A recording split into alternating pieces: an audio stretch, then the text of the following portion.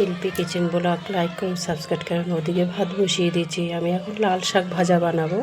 ফোড়নটা দিয়ে দিচ্ছি লঙ্কার কালো জিরা, বাদামটা দিয়ে দিচ্ছি,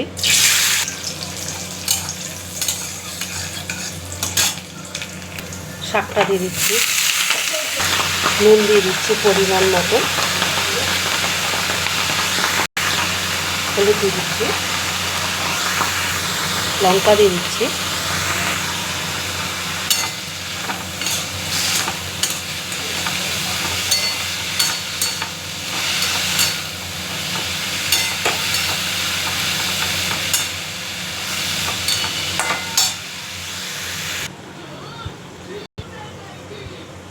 পোস্তটা দিয়ে দিচ্ছি,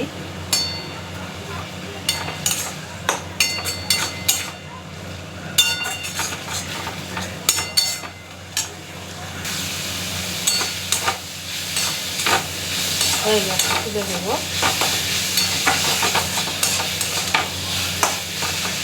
বাদাম পোস্ত দিয়ে লাল শাক ভাজা হয়ে গেছে, তুলে দেবো।